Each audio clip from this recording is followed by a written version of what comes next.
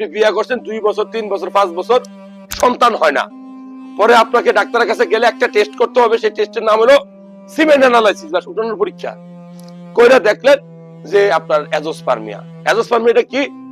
ধরেন শুক্রাণু প্রত্যেক এমএলএ থাকার কথা 15 মিলিয়ন। কয় মিলিয়ন?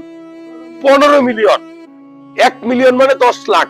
সেখানে কমতে কমতে আপনার একটাও নাই, নীল একদম। ওইটাকে বলে অ্যাজোস্পার্মিয়া। কেন হচ্ছে? এটা হচ্ছে আপনার অভ্যাস, খাওয়া দাওয়ার অভ্যাস, জীবনযাত্রার মান, অন্ডকোষের কোনো টিউমার হয়ে যাওয়া, অন্ডকোষে ভেরিকোসেলি রোগ হওয়া, অর্কাইটিস রোগ হওয়া, আপনার টিবি রোগ হওয়া। আপনার টিবি রোগ হয়েছে এরকম হইতে পারে, 0 হয়ে যেতে পারে। আপনার মামস রোগ হয়েছে 0 হয়ে যেতে পারে। আপনি সোলার পাশে বসে টানা গরমের মধ্যে কাজ করেন, ঠিক কিনা? একটা গামছা বেচাইয়া, এরকম মানুষ আছে না? অনেকেই মরুভূমিতে বছরের পর বছর কাজ করতেছে, 15-20 বছর আছে না এরকম?